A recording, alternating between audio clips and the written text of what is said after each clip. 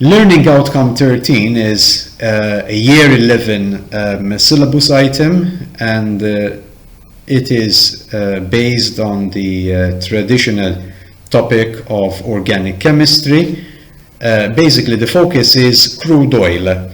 Crude oil and its derivatives, the chemicals, the hydrocarbons, the substances consisting of just hydrogen and carbon that we get from crude oil, and the uses of these fractions. Now, when you look at your METSEC assessment criteria, which I've included in the next 2 slides, you will find that there are 4 major sections, and I've listed those 4 major sections over here. There is a reference to crude oil and its fractions. There is the reference to fractional distillation. There is also a reference to the separation of immiscible liquids. Now, you might ask yourself, what does the separation of immiscible liquids have to do with crude oil and its fractions? Well, it is related, because the separation of immiscible liquids is actually one of the techniques, a very important technique that is used to clean up an oil slick, as we shall see in the final slides of this presentation. Okay, an oil slick is whenever you have an oil spill at sea. It can be a disastrous oil spill. We shall see the video on the Exxon Valdez, okay, that took place many years ago now, but it was one of the greatest environmental marine disasters, okay. The amount of oil that spilled into the sea was quite unprecedented.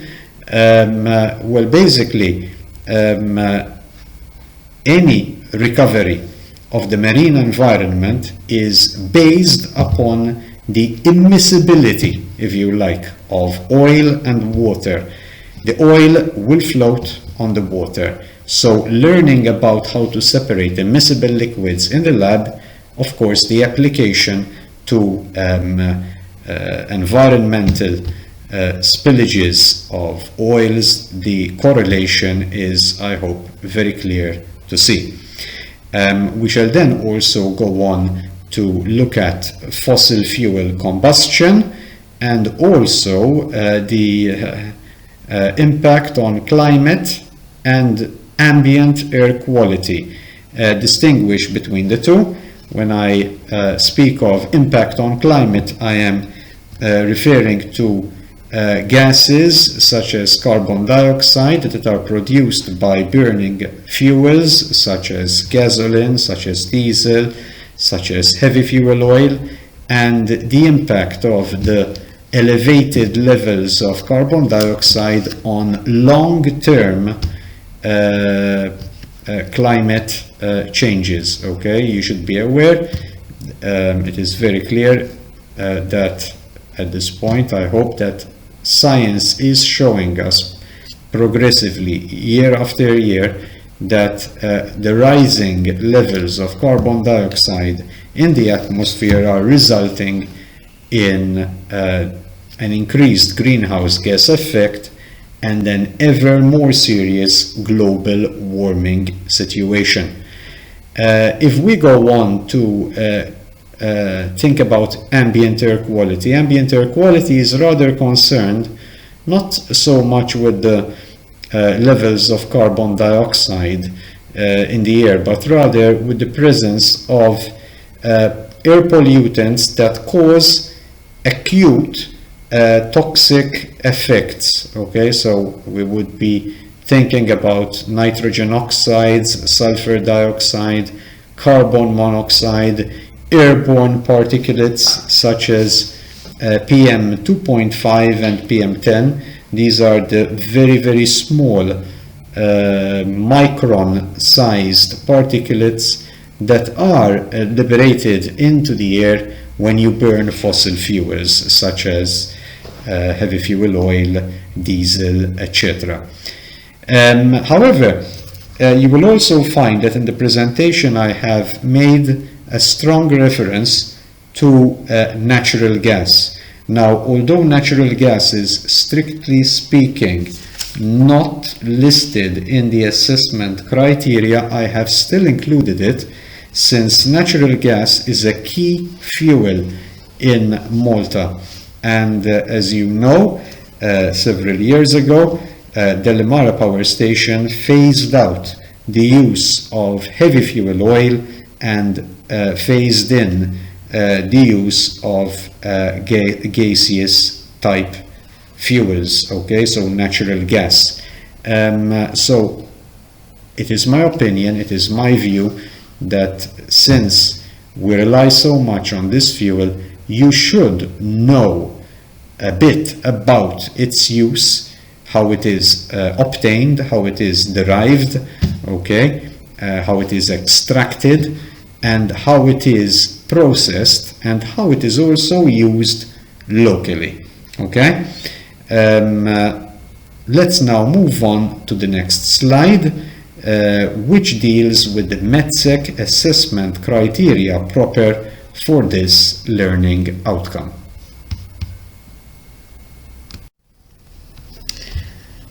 It is essential before studying the actual chemistry linked to each learning outcome to read through your syllabus. And the reason why I have included the METSEC assessment criteria right at the front, right at the start of this narrated PowerPoint presentation, this explanatory presentation, is for you to focus on exactly what is required for you by METSEC. In this way, once you have read through this slide and through the next slide, you will be familiar, you will be aware of what is exactly required of you for the purposes of this learning outcome. Read through all of the assessment criteria at all MQF levels, okay? So as you should know, MQF level 1 is the most fundamental level. The intermediate level, if you like, is MQF 2, and the most advanced level, where a student would show the strongest and the greatest grasp of the topic, is MQF level 3. So in this topic, dealing with fossil fuels, mainly crude oil, and the substances that can be obtained from crude oil, you are expected, first of all, to know of the existence of crude oil. Let us say that that would be at MQF level 1, of course. And you should also, at MQF level 1, know, as you can see from the assessment criteria for that section, be able to state that crude oil consists of a mixture of hydrocarbons. Now, hydrocarbons are substances that consist only of carbon and hydrogen.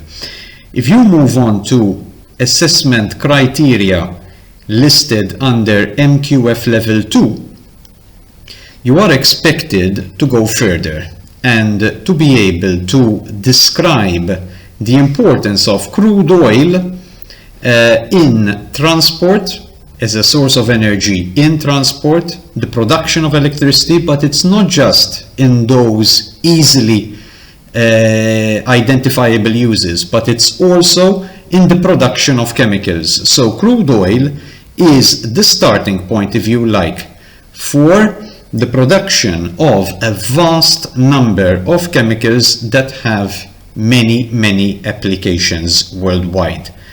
If you move on to the assessment criteria at MQF level 3, you should be aware that you have to go a bit further than you are expected for MQF level 2, and there is this key word, evaluate. So the key difference between MQF level 2 and MQF level 3 is that at MQF level 2 you are expected to describe. By describing I mean you are just restating the knowledge that you would have learned by either reading through a book or reading through an online article. But at MQF level 3, when you evaluate, it is as if you are sifting through the knowledge that you have just taken in, that you have just learned, and you are making up your own ideas, you are making up your own decisions, you are deciding upon what you have learned. In other words, let's take for example the first criteria, 13.3a. You are evaluating the importance of crude oil as a source of energy. So you might have read of the importance of crude oil as a source of energy, how important it is, but then you would be evaluating, you would be thinking to yourself, listen, how important actually is crude oil to me, even personally? Do I need all those derived fuels that are the result of the refining of crude oil in my everyday life, or can I make do without them? In other words, if I am the sort of person who can make do without, for example, air conditioning at home, or who can make do without motorized transport, and I can limit myself to more environmentally friendly means of energy consumption, then personally, on the personal level, the importance of crude oil is not that much. Okay, so an evaluation is where you start to think about how important, in actual fact, in this case, crude oil is in terms of energy transport and production of electricity. Of course, regarding feedstock for chemical production, I would not wish to go into that, because the applications of crude oil as a feedstock, there are vast applications, there are many applications, and the detail of these applications is beyond MedSec syllabus at O level.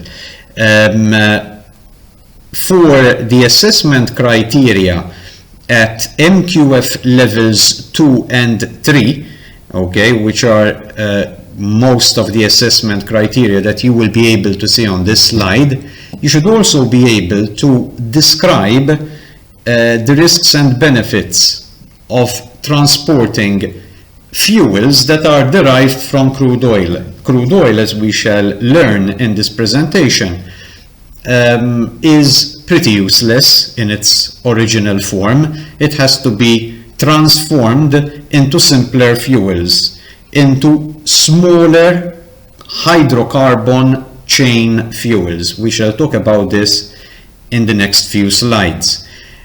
And of course, that transport of fuel derived from crude oil, of those fuels derived from crude oil, is taking place on a very, very small island, with all the risks and also benefits that would result. So, of course, if you are storing fuel in a small facility close to a village, close to where residents live, there are inherent health risks, there are inherent hazards, okay, that have to be taken into account. So, as you note, the assessment criteria, the learning criteria, are very, very locally focused. Okay, this is something that you will notice throughout all of the syllabus. It is focused on the local context. Okay, so you are expected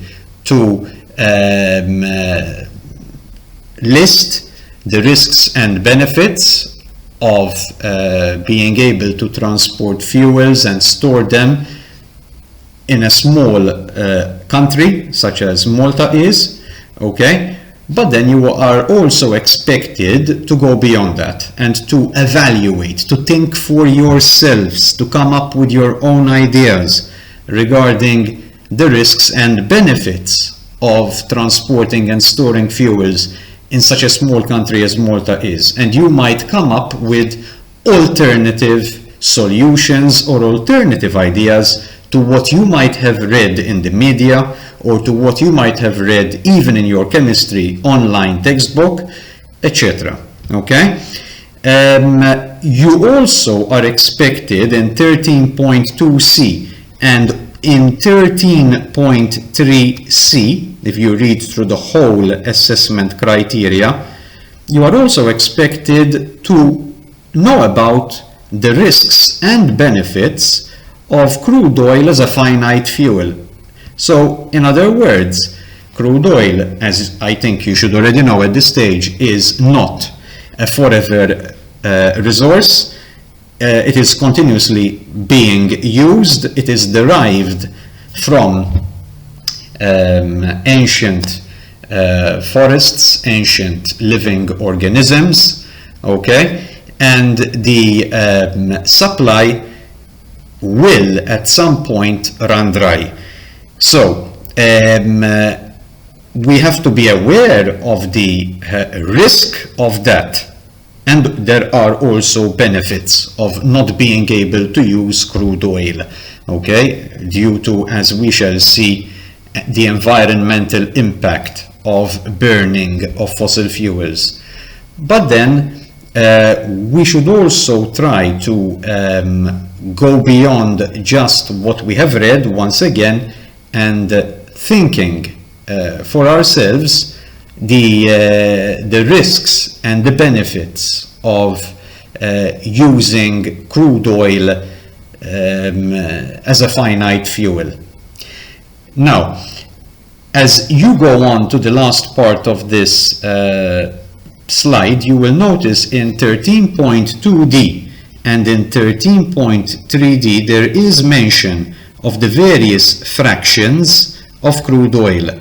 Now, when we talk about fractions, as we shall see, it is actually the useful fuels that can be derived from the refining process of crude oil. Crude oil can be, if you like, split up into useful fuels, which would include refinery gases. Refinery gases are very closely related to the liquefied petroleum gas that you use at home in your liquid gas cylinders, the yellow and the green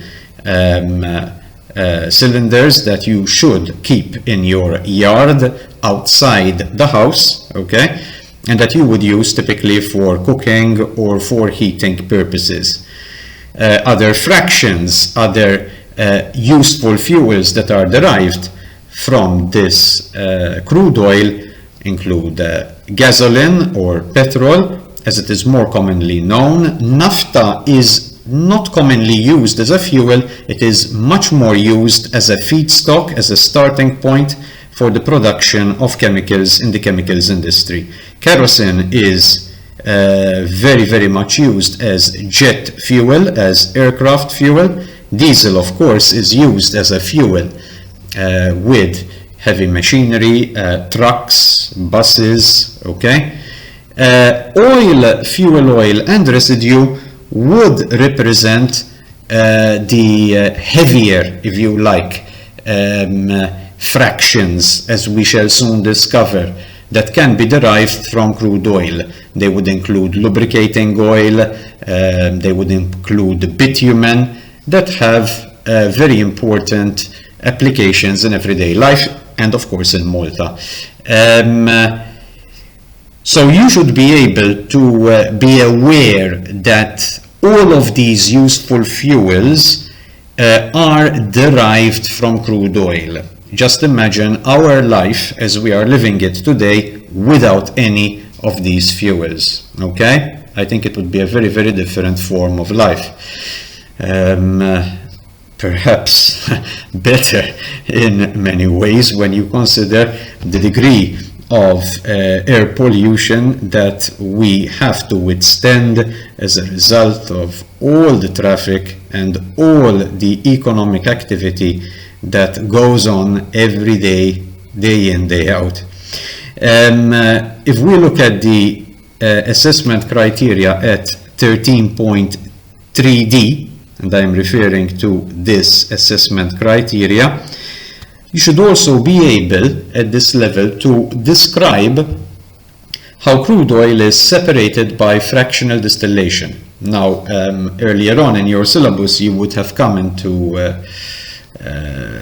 contact with the fractional distillation of typically water and a mixture of alcohols. So, for example, with my students, I like to discuss how to separate water, ethanol, and methanol from each other.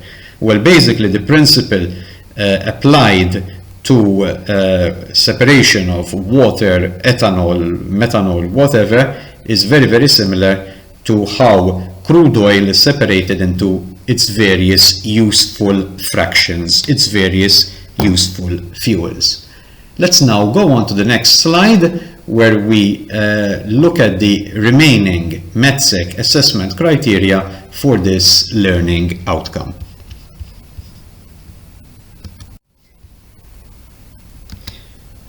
It is also very important to be aware of the problems that are caused by the combustion of fossil fuels, and of course, as you might have expected, this is included also in your syllabus. Note that 13.1F, so it's at MQF level 1, okay, states that you should be able to describe the problems of high sulfur content in fossil fuels. So even at this most fundamental level, you are still expected to know that fossil fuels such as coal and heavy fuel oil, okay, now heavy fuel oil has been phased out from its use in Malta, okay. The last major use of heavy fuel oil was at Delimara Power Station, where, if you remember, several years ago, there was the complete dismantling, breaking down, if you like, of the 150-meter stack chimney that was so linked to that power station. I mean, when you thought of Delimara Power Station, you thought of that very, very tall chimney, that very tall stack.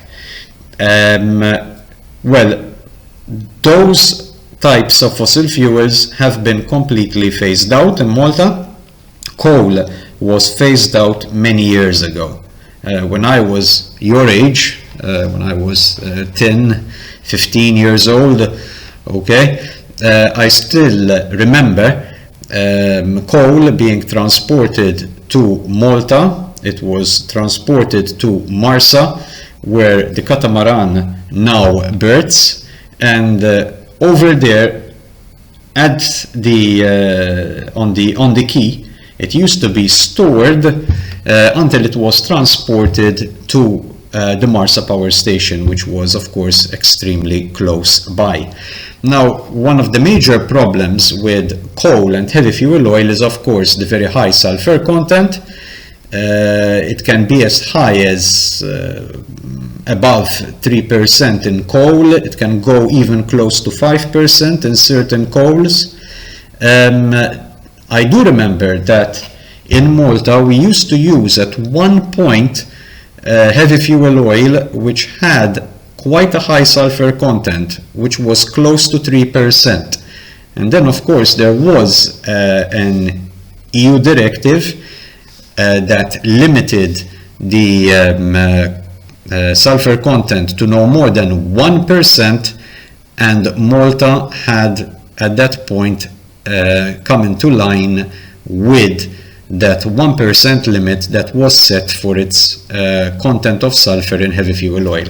After that, of course, the heavy fuel oil has been progressively phased out, and to date has been practically completely replaced with the use of gas fuel. If you look at the assessment criteria listed for MQF level 2, you are expected to also appreciate how important it is to use low sulfur fuels. Okay, low sulfur fuels can be achieved by desulfurization of fuel, okay, removing sulfur content from fuel, and you should also be able at MQF level 2, as you can see from 13.2 G, to describe, okay, to describe how the use of fuels contributes to air pollution. Okay, and when I talk about air pollution, I am talking to ambient air pollution. It's like having too many airborne particulates in the air. Too many airborne particulates cause health problems such as asthma, okay, respiratory problems, okay, breathing difficulty, etc. There are also long-term effects such as global warming, okay, and global warming would be caused by, for example, gases such as carbon dioxide that are liberated when fossil fuels are combusted. Combusted means they are reacted in a supply of air, in a supply of oxygen, and they are broken down to form carbon dioxide, water, and incomplete combustion products, such as also carbon monoxide. If you look at assessment criteria at MQF level 3, you are expected to now explain how the use of fuels contributes to pollution. You are expected to go into more detail, okay, than at 13.2 G. You are expected to say, for example, air pollution is the result of having particles that are very tiny particles at the micron level size. There are various categories of tiny particles that are of hazard to human health. You should also be able to link, for example, carbon monoxide, okay, to carbon monoxide poisoning, and to explain briefly the mechanism of how carbon monoxide poisoning takes place.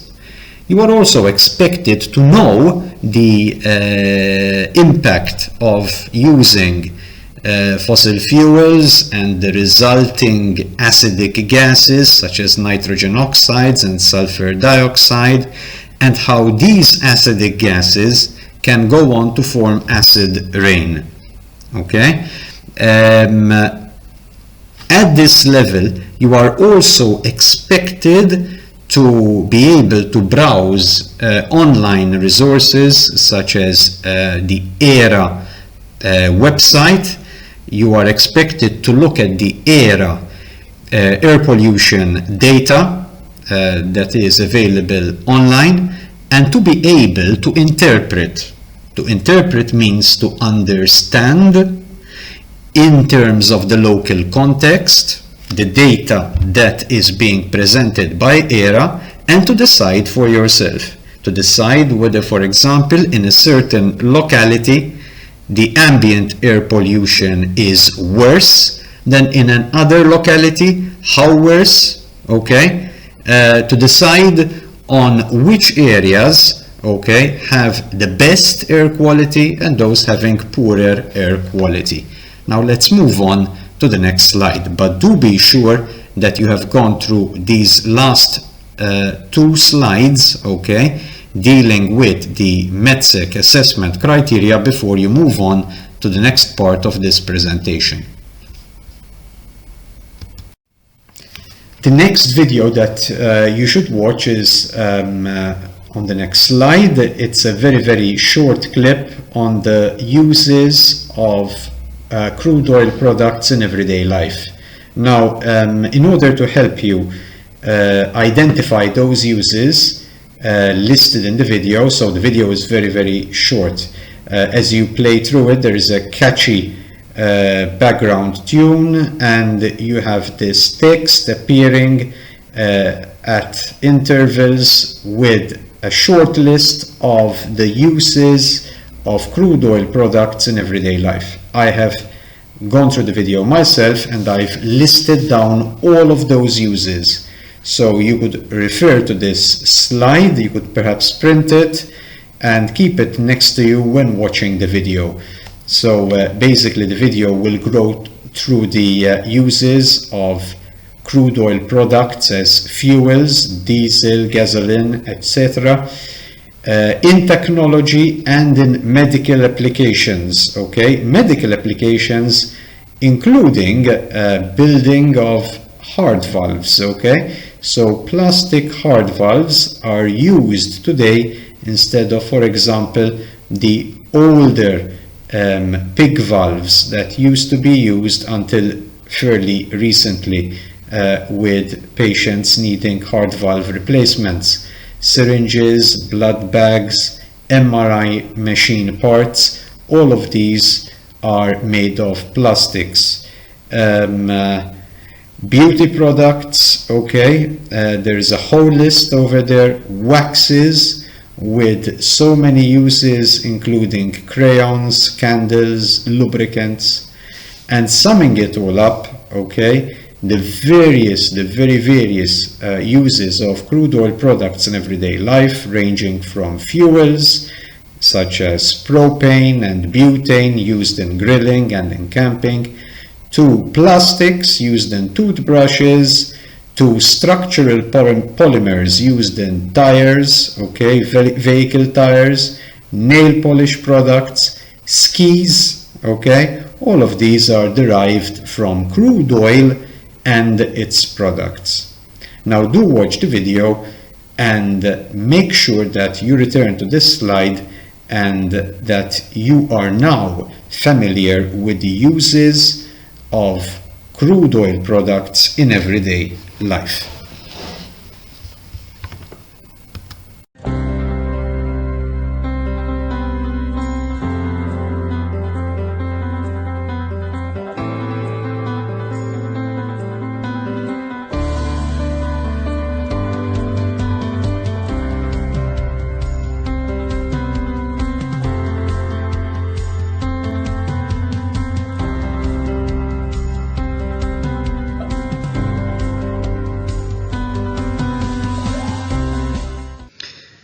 In the next video lesson, you will be learning about natural gas and its uses.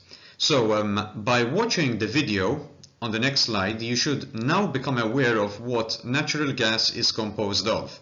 The constituents of natural gas, which mainly are methane and also to a certain extent other short-chain hydrocarbons such as propane and butane and ethane. You should become aware of how natural gas reservoirs around the world are tapped in order to extract this fuel resource, in order to make it available for purification and for shipment and for end line consumer use. You should also become aware that natural gas deposits may occur either as dry or wet gas. Dry gas would consist of mainly methane, and wet gas would consist of other short-chain hydrocarbons such as ethane and butane mixed up together with the methane. You will also learn about types of natural gas such as associated gas, which is natural gas occurring in a well, if you like, in a deposit which is close to or located in the same place as a crude oil deposit, as a crude oil reservoir. You should also be able to then provide a brief outline of how this natural gas is processed when it is extracted. It is not extracted and shipped for end consumer use. It first has to be purified in order to produce what is called pipeline quality dry natural gas. You will also then learn that natural gas is transported around the world using LNG tankers, of which one is berthed at Delamara power station, and it is being used as an offshore storage of liquefied natural gas prior to its transport to the Delamara power station, where it is regasified and then used to power the gas turbines that provide a major part of Malta and Gozo's electricity. You should become aware that natural gas, therefore, is used, you already should know this, in mainly electricity generation and also industrial domestic heating. You should become aware of the environmental benefits, as you will note in this video and also in more specific videos with respect to Malta's particular situation.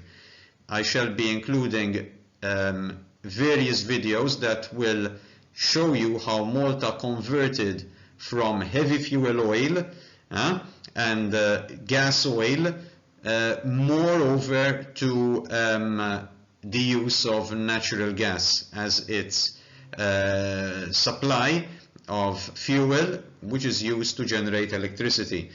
I will provide this in the subsequent video lessons. You should, however, know that it is not just a full benefit. There are certain disadvantages that have to be catered for, and that any technology that is designed to make use of natural gas must also be fitted with the necessary safety guards against potential leaks and explosion. Remember that we are dealing with highly flammable, highly volatile gases that, should they escape, could provide either a source of toxic gas, which could be dangerous to residents, or it could be the source of an explosion. All of this you should become aware of in the next video, and also as we go along in the subsequent videos on the natural gas in Malta specifically. Natural gas. Natural gas is primarily methane, or CH4, with smaller quantities of other hydrocarbons. It was formed millions of years ago when dead organisms sunk to the bottom of the ocean and were buried under deposits of sedimentary rock. Subject to intense heat and pressure, these organisms underwent a transformation in which they were converted to gas over millions of years. Natural gas is found in underground rocks called reservoirs. The rocks have tiny spaces called pores that allow them to hold water, natural gas, and sometimes oil. The natural gas is trapped underground by impermeable rock called a cap rock and stays there until it is extracted.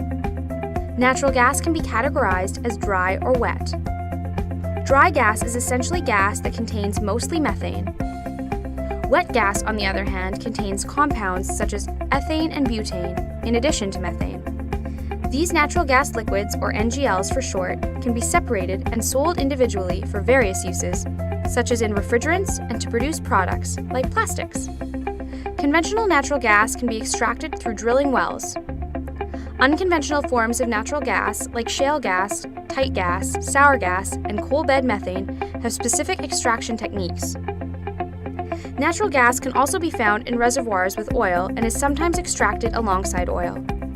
This type of natural gas is called associated gas. In the past, associated gas was commonly flared or burned as a waste product, but in most places today it is captured and used. Once extracted, natural gas is sent through small pipelines called gathering lines to processing plants, which separate the various hydrocarbons and fluids from the pure natural gas to produce what is known as pipeline-quality dry natural gas before it can be transported. Processing involves 4 main steps to remove the various impurities: oil and condensate removal, water removal, separation of natural gas liquids, sulfur and carbon dioxide removal. Gas is then transported through pipelines called feeders to distribution centers or is stored in underground reservoirs for later use. In some cases, gas is liquefied for shipping in large tankers across oceans. This type of gas is called liquefied natural gas, or LNG. Natural gas is mostly used for domestic or industrial heating and to generate electricity. It can also be compressed and used to fuel vehicles and as a feedstock for fertilizers, hydrogen fuel cells, and other chemical processes. Natural gas development, especially in the United States, has increased as a result of technological advances in horizontal drilling and hydraulic fracturing. When natural gas is burned, there are fewer greenhouse gas emissions and air pollutants when compared to other fossil fuels. In fact, when used to produce electricity, natural gas emits approximately half the carbon emissions of coal. Despite fewer emissions, natural gas is still a source of CO2. In addition, methane is a potent greenhouse gas itself, having nearly 24 times the impact of CO2. During the extraction and transportation process, natural gas can escape into the atmosphere and contribute to climate change. Natural gas leaks are also dangerous to nearby communities because it is a colorless, odorless, highly toxic, and highly explosive gas. That's natural gas. I now urge you to watch the next video on the next slide. Now, just a word of caution, the language is in Maltese. However, it is the best video that I managed to find regarding the operation of the new Delimara Power Station plant, which now runs on gas. It no longer runs on heavy fuel oil, it now runs on natural gas. It has been doing so for several years now. The changeover was started approximately 10 years ago. That was when the changeover from heavy fuel oil to gas was initiated in its initial phases. Now, even though specifically in LO13 there is a reference to crude oil and there is not a specific reference to natural gas, there is a general overriding reference to energy derived from fossil fuels. And of course, natural gas is a fossil fuel, and seeing that the new chemistry syllabus is embedded in the local scenario, in the local context, you cannot get away from mentioning the importance of natural gas as a fossil fuel that is used for energy and for electricity production in Malta. The natural gas power station at Delimara generates more than half the electricity demand, the energy demand of Malta and Gozo. It generates annually over 200 megawatts of electricity. To be more precise, it runs around 215 megawatts, but of course this is always changing due to seasonal demand and due to fluctuations in the standing population. Also, the data available by Enemalta might be a bit dated. Even though I have looked up the latest data changes all the time. Now, it's very important to know the reason why the changeover took place in the first place. Heavy fuel oil, as was being used at the Delimara Power Station, was within the limits of sulfur content as set by the EU directive. The EU directive, the latest EU directive, set out a limit of 1% sulfur. This has been a long-standing limit. It was introduced many years ago, actually. The initial limit was around 3%. That was 20 years ago. 1% was the next level, but after 1% was reached, technically speaking, it is not possible to really go any further or much further with heavy fuel oil. If you want to reduce the sulfur content further, the only option is to change the fuel altogether, which is what Enemalta did, as a result of which we today use natural gas, which is approximately, if I remember correctly, at least 20 times cleaner in terms of sulfur content than heavy fuel oil. The number for sulfur would be less than 0.1% in general. I believe it's like 1/20th of a percent to 0.1% in terms of sulfur content. So it's a much cleaner fuel than heavy fuel oil in terms of sulfur content. Also, the energy efficiency. We spoke about chain lengths earlier on in this presentation. I emphasize the fact that the shorter the chain length, the easier it is to burn the fuel, because there are fewer carbon-to-carbon bonds to break down. Of course, with heavy fuel oil, the average carbon chain is very long, okay? Very long. It would be much harder to break down a heavy fuel oil carbon-to-carbon chain than it would be to break up, for example, ethane, propane, butane, all of which are constituents to varying extents, because it mostly is methane that you get in natural gas, but the natural gas might have some of these constituents as well mixed into it. But if the content is mainly C1 and to a certain extent C2, C3 and C4, you can imagine just how much easier it is to burn that gas more completely, resulting in less particulate emissions. In fact, you can see in the fourth bullet on this page that the new Delimara gas plant offers up to 54% generation efficiency. What we mean by that is this. The old Marsa plant, which most of you would never remember, it was dead before you were even born, perhaps not so much, but most of it had already been decommissioned 15 years ago.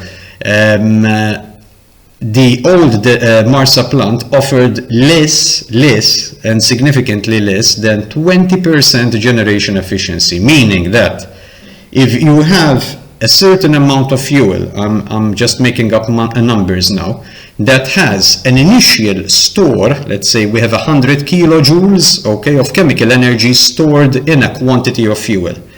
When I burn that fuel using the old Marsa power station technology, typically the numbers I used to get in terms of electricity, so generation efficiency means the conversion of chemical energy into the final output energy. In this case, it was electrical energy for domestic and for industrial purposes.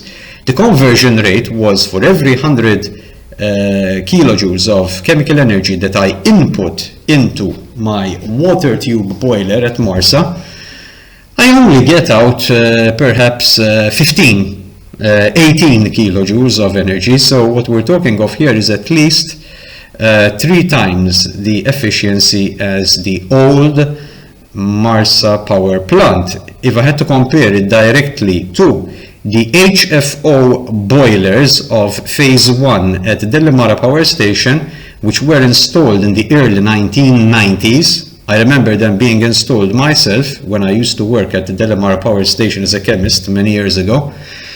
I remember that when those boilers were brand new, they had a generation efficiency of around 25%, which was state of the art. It is still state of the art for an HFO powered plant. However, as you can see, since gas is so much easier to burn than heavy fuel oil, you can actually double and a bit more the efficiency that you would get on the heavy fuel oil plant. Now, much easier to burn, much lower sulfur content, therefore automatically you would have many less air pollutants, much less sulfur dioxide generated, many less particulates, less small-sized particulates that are of particular concern to human health. You should be aware that the worst particulates to inhale are those that are in the micron category size, micrometer category size. Micrometer is 1 millionth of a meter. There are 2 categories as set down by the WHO. There are the PM10s, these are particles, airborne particles that on average have an aerodynamic diameter. It is, if you like, an averaged out diameter of airborne particles that is on average equivalent to 10 micrometers. But much worse than those are the 2.5 micrometer category. Okay, so these are on average 4 times smaller, and they are so much more dangerous because they can be inhaled into the lungs and distributed via the bloodstream to all body organs even easier than can the PM10s. Now, getting back to Delimara Power Station, in the video you shall note how liquefied natural gas is delivered to Malta in a gas tanker, in a delivery tanker. The liquefied gas, so it has been pressurized to liquefy it, is then transferred to the floating storage unit, which is actually a converted tanker. And that is berthed, it is located off the jetty at Delimara Power Station. Now, via pipelines that are installed between this floating storage unit and the land-based power station, the Fl-2013 imbeda l-proċess biex issir il-qalba mill-heavy fuel oil għal gas. Din il-qalba kienet tfisser l-eluq tal-impjanti antiki bħal l-impjanti tal-Marsa u ċ-ċumnija l-antika ta' Delimara u l-konverżjoni tal-impjant tal-BWSC għal gas. L-impjant tal-gas il-ġdid f'Delimara tal-Electrogas se jwassal biex tiżdied l-effiċjenza fil-ġenerazzjoni tal-elettriku tal-pajjiż, jitnaqqsu l-emissjonijiet, jitnaqqas it-trab fl-arja u r-roħs fil-kontijiet tad-dawl u l-ilma ikun sostenibbli. Wara li saret konverżjoni tal-floating storage unit, il-vapur ġie adattat biex iġorr il-gas forma likwida b'ħażna ta' 125,000 metru kubu. Il-floating storage unit se jimtela madwar 6 darbit fis-sena minn carrier tal-LNG. Mill-floating storage unit, il-gas forma likwida jgħaddi minn pajpijiet apposta fil-ġetti l-imbena u li jagħti għar-regasification unit. Hawnhekk l-LNG jiġi forma ta' gas.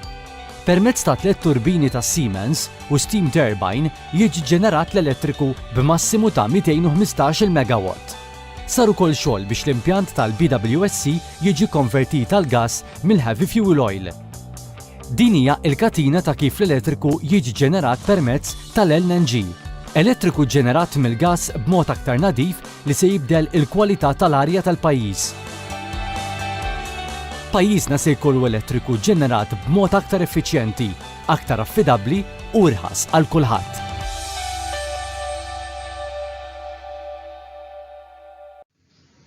We now should look into a bit more detail as regards Delimara Power Station, which after all is Malta's main source of electricity. And you should be aware that Delimara Power Station today mainly consists of DPS4, Delimara Power Station Phase 4 and Delimara Power Station Phase 3. Why is this important to us when learning this topic about carbon compounds and the chemistry of carbon compounds, and in this particular instance we are learning about natural gas? Well, because as already said, as already explained in the previous slides, Delimara Power Station mainly today runs on natural gas. The DPS Phase 4 generates over 200 megawatts of electrical power, and as I did say in the previous slides, this meets about half the demand of Malta's electricity demand. DPS Phase 3 is the second newest plant, and that runs mainly on gas oil or diesel oil, and that generates a substantial amount of electrical power. It's 150 megawatts of electrical power. You should know that this plant was totally restructured in 2012, since it previously ran on heavy fuel oil. So diesel oil is always much cleaner.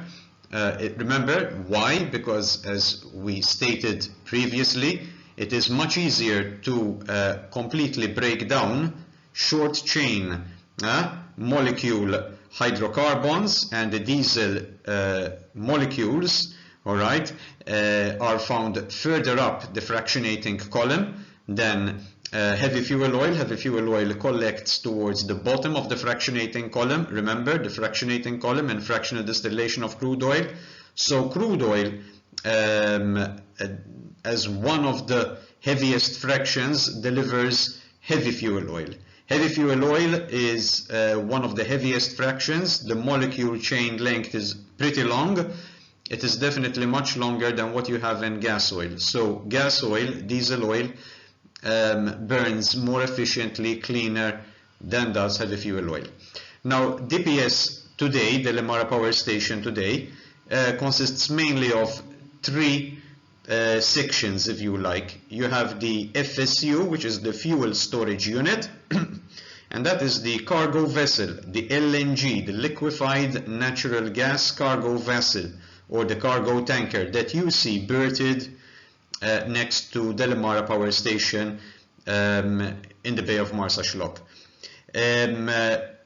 This is berthed right next to the jetty, which has been specifically built to carry the liquefied natural gas ashore to the plant itself. Now, as it is still in the liquefied form. It cannot be used as it is in the gas turbines. It has to first pass through what is called the regasification compound, where it is regasified, it is converted back into the gas phase, and then it can be used to run the gas turbines at the Lemara Power Station.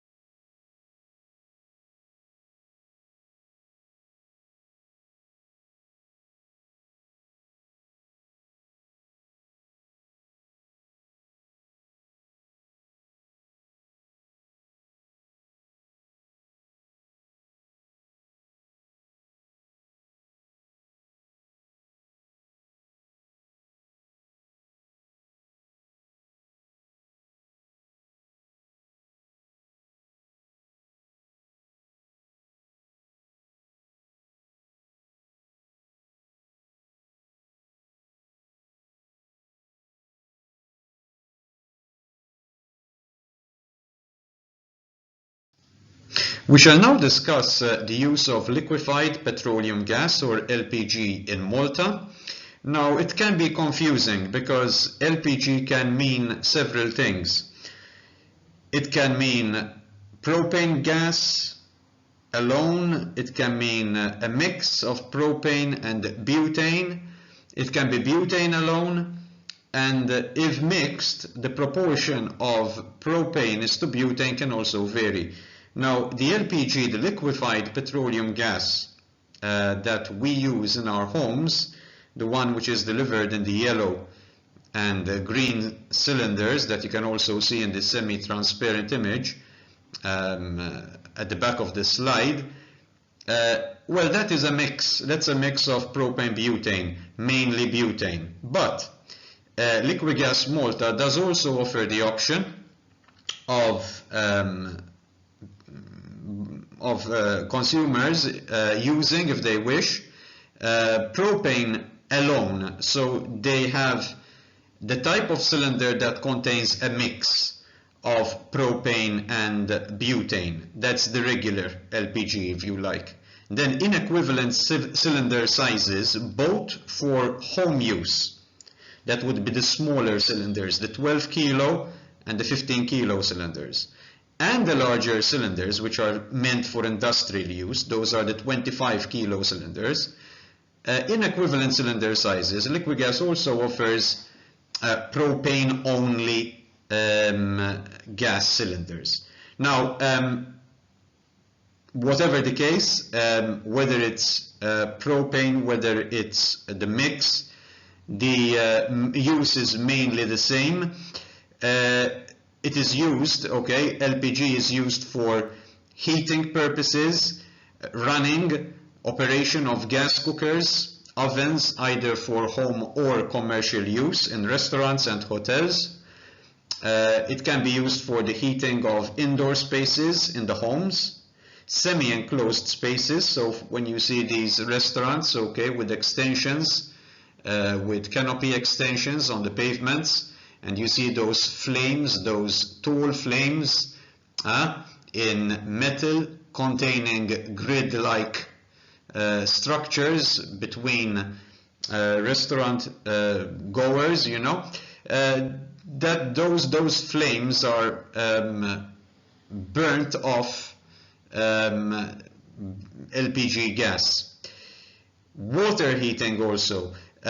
You probably use an electric powered water heater at home in the bathroom, but a long-term cheaper alternative in terms of running cost would be a gas water heater. The problem with a gas water heater is the upfront cost. It is more expensive to buy a gas water heater initially than to buy an electrically powered heater.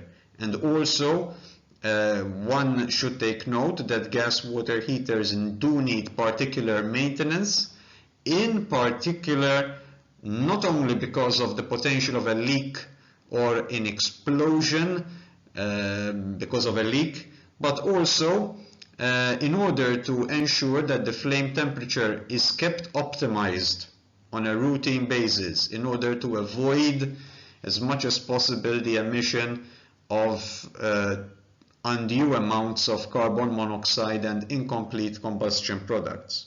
Everything has an advantage and a disadvantage. Well, Liquigas Malta does have a very large storage capacity, which is intentioned to supply all of the island, both Malta and Gozo, with an ample supply of liquefied petroleum gas. Also, Liquigas Malta has diversified to also include LPG as an alternative fuel to diesel and petrol. There are several garages, several facilities in Malta that do offer a conversion of a standard vehicle from petrol run or diesel run to being run on LPG. By the way, vehicles can be run either on propane or on a mix of butane or propane. It depends. There are also a good number of liquefied petroleum gas service stations in Malta and Gozo. The advantages of using liquefied petroleum gas over petrol or diesel are several, most notably the level of sulfur emissions to the ambient air. Sulfur emissions from liquefied petroleum gas are practically nil. They are definitely much lower than the sulfur emissions that you get from petrol or diesel powered engines. And also the cost. The cost of liquefied petroleum gas is about half as much as the cost of petrol. I believe that the present price of a litre of liquefied petroleum gas at the pump is 67 euro cents per litre, which is about half as much as the price of petrol.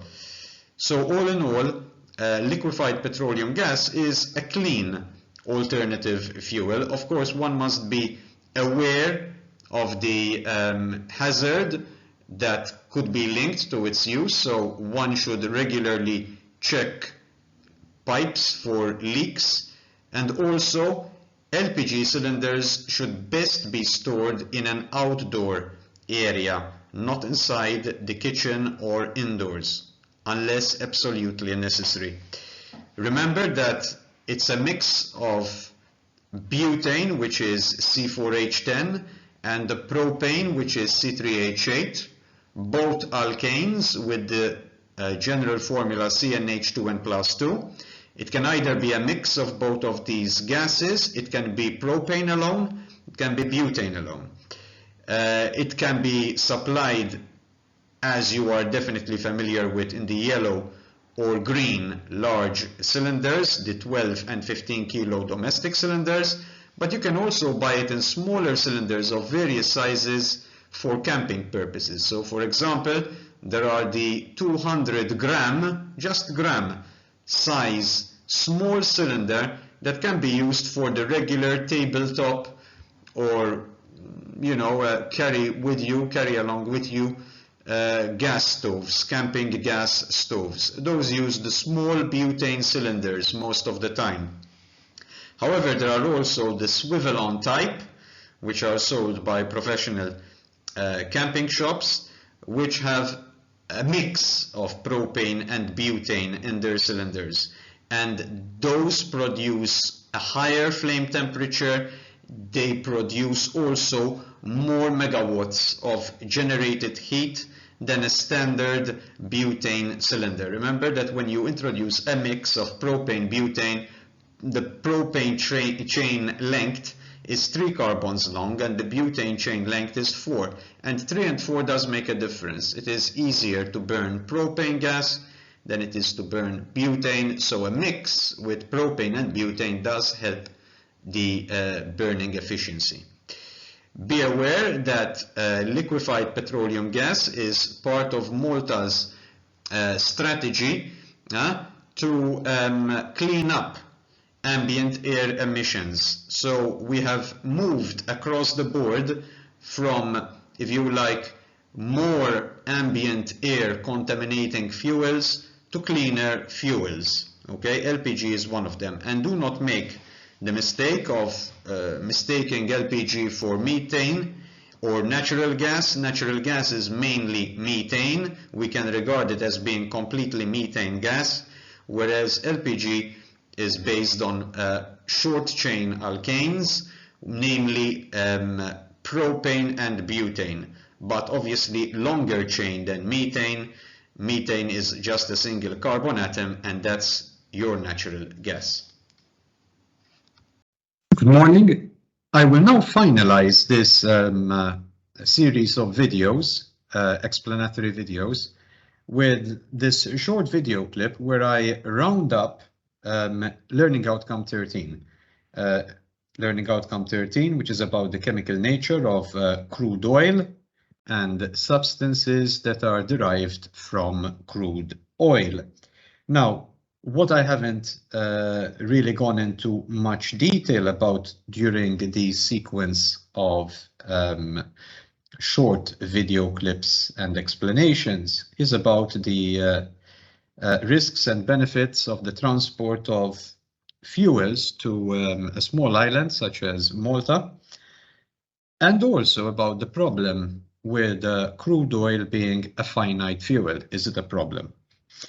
I shall then go on. I'm consulting the syllabus, the MedSec syllabus, to make sure that I leave nothing out.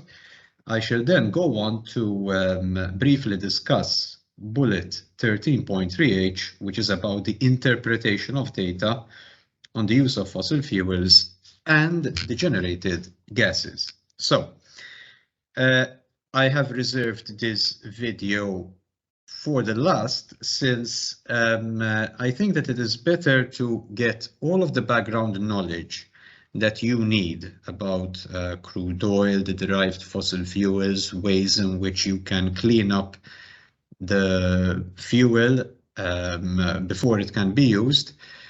All of this background knowledge, I think, is pretty much essential before you can go on to the final task of evaluating, deciding for yourself, for example, the risks and benefits of transporting fossil fuels to Malta. Well, let us focus on Malta as being an isolated, if you like, community, which depends very much on other countries for its source of energy. Now, we depend in major ways on the supply of liquefied natural gas. Now, liquefied natural gas is, of course, a fossil fuel.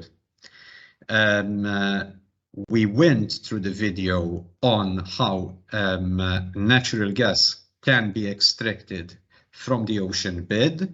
We saw that it is certain times associated also with crude oil deposits. It is a fossil fuel.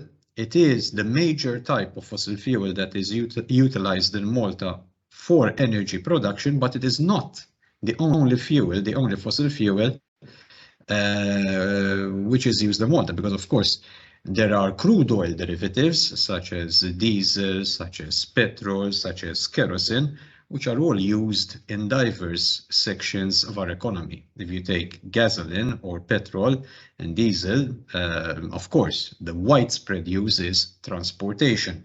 If you take kerosene, kerosene is used, or aviation gas, as jet fuel. Okay, one of the major uses. So crude oil derivatives and associated fossil fuels such as natural gas have a very, very important role to play in Malta, as they do in other countries, of course.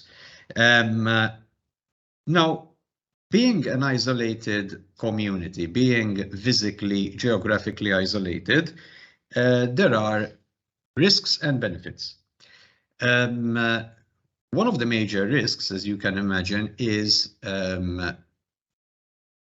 imagine you have a tanker that is transporting oil to Malta. It might seem far-fetched, but damage to the tanker could result en route. Damage to the tanker, delay in shipping schedules. You are very much at the mercy of your supplier. Since there is no land connection, it is less predictable whether you can absolutely rely on a delivery to take place. There is always that question, that possibility that for some reason a due delivery would have to be delayed. That is, of course, one of the disadvantages. Now, by watching this video, please, I'm giving you ideas about what to research further. I'm not going to go into all the detail of all of the risks and benefits, but I'm giving you pointers, I'm giving you ideas about what you could look out for. There are benefits. Once the fuel is in place, once you have the store of fuel, then to a certain extent, you are pretty much independent. As you know, there is an undersea cable that connects us to the European grid via Italy. But however, that cable will only deliver electricity as far as it is not damaged, and in recent times damage has been reported, and that caused electrical distribution problems, supply problems all over Malta in recent times. But besides the issue of damage to the cable, there could also be a problem with the original supply of electricity. The electricity that is being fed into the European grid. If something goes wrong at that point, then of course we are going to suffer the consequences. A major advantage and a major incentive for Malta to keep on using natural gas and using its own power station at Delimara to generate electrical energy is independence of a grid. There is this benefit that even though you're isolated, even though you are separated by sea, even though you're a small community, since you have your own power station and you have your own clean fuel, because natural gas is as clean as it gets in terms of fossil fuels. You can't get any better than natural gas.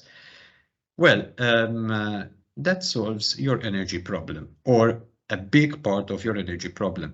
As you should have noted from the video where I discussed the role of Delimara Power Station, Delimara Power Station plays a very, very critical role in Malta's energy supply chain, and it gives us on average quite over 200 megawatts of electricity. So that's around half the supply half the energy demand, of course, depending on seasonal fluctuation. I'll discuss now very briefly the point brought up in 13.2c and 13.3c of this learning outcome regarding the use of crude oil as a finite fuel. Well, in a way, it is a good thing that it's a finite fuel, because, of course, if it were an infinite supply of fuel, this would be very, very tempting to keep on using it. And we know what crude oil is doing to the environment as a result of the combustion of its derivatives. It's always producing more and more of these greenhouse gases, which are driving climate change to unprecedented levels.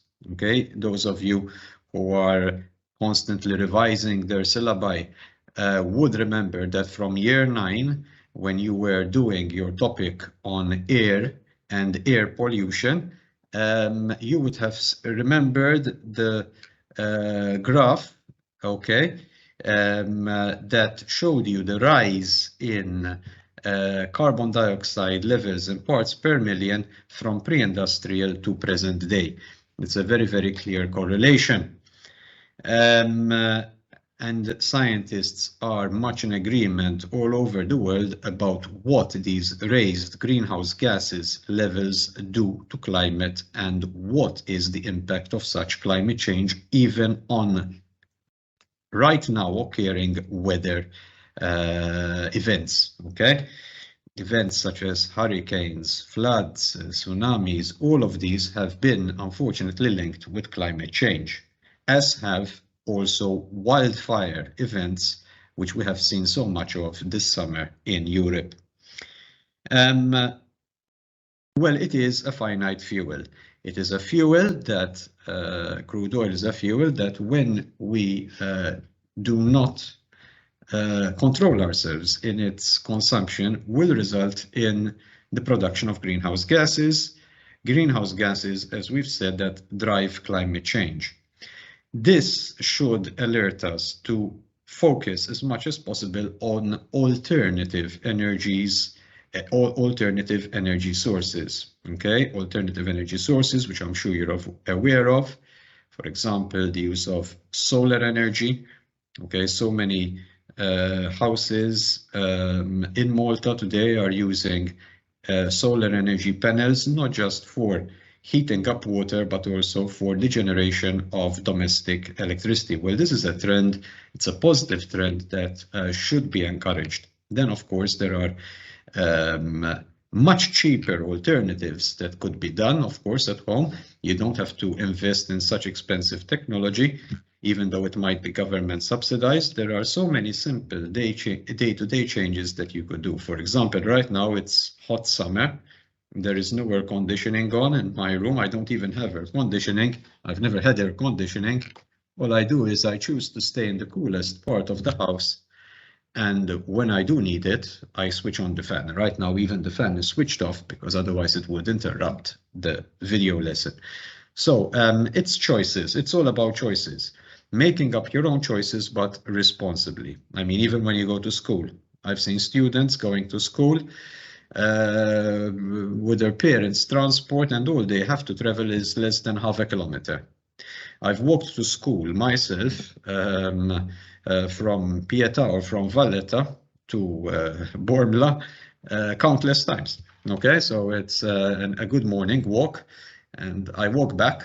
If I walk to school, I'll generally walk back. And I am 50 years old. So when you see a student who is 10 or 15 years old and being carried with a car, you know, for half a kilometer, well, that sets you thinking. So let's be responsible in our choice, personal choice of lifestyle. Every choice will, to a certain extent, of course, impact our footprint, our carbon footprint, to use the cliche, carbon footprint, because every choice that we make really will result in more or less carbon dioxide and other greenhouse gases being emitted into the air.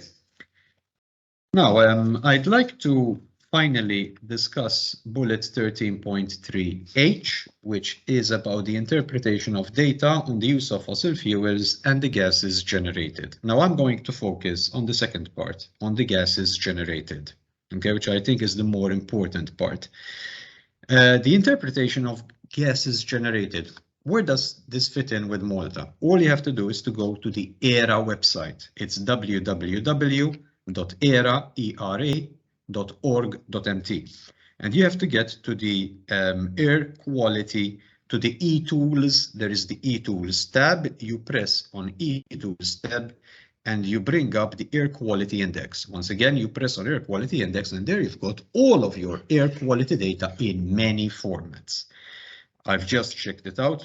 Right now, there is real-time data in various localities, including Msida, which is very close by to me over here.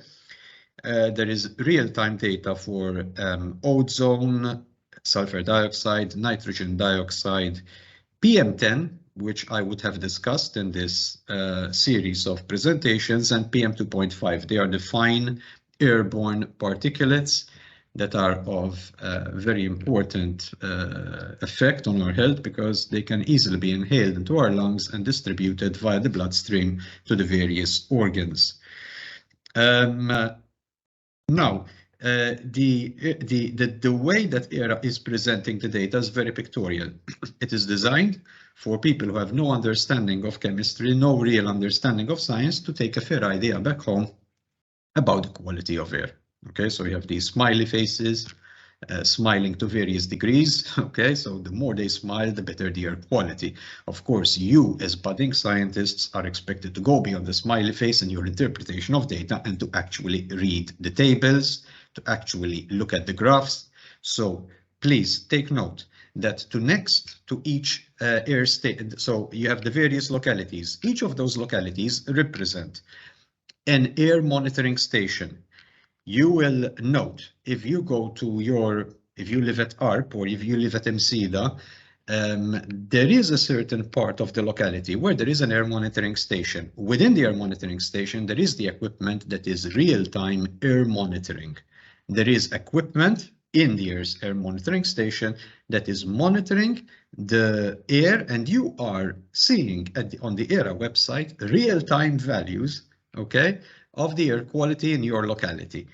This is in line with EU regulations, okay, on the air quality directive and the various protocols to the air quality directive. It is very important to note that there are various ways in which the data is being presented.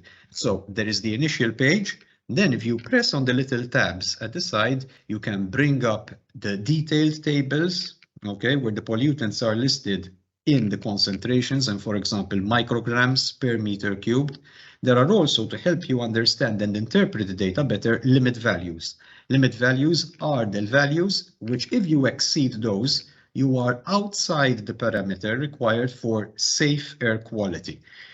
If you press on other tabs, you will bring up graphs, and there are graphs that go back not just a day or 2 days, but even a week or even further.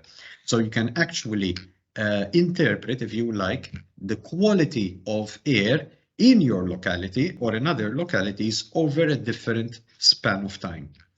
Please do take note. It is very important to consult these real-life tools. Your subject is not just about passing an examination. That is, of course, an important aspect of your study. And I guess that no one of you would be studying chemistry unless you do have that goal eventually in mind.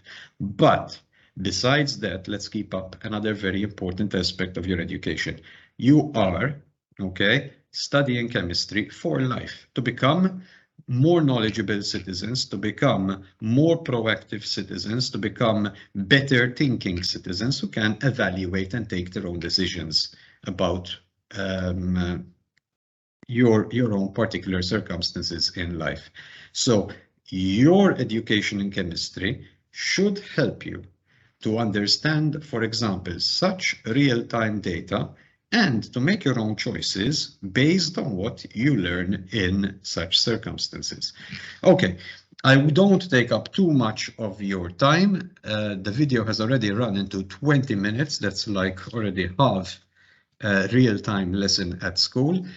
It has been a pleasure to bring up, to organize this learning outcome, these series of videos on Learning Outcome 13. I strongly encourage you to watch all of the videos that I have organized, all of the text that I have taken care to explain further the content of each video. If you watch this sequence as I have designed it, then you are completely covered for the most part regarding the content of LO 13 of your MedSec syllabus. Thank you for watching and good day.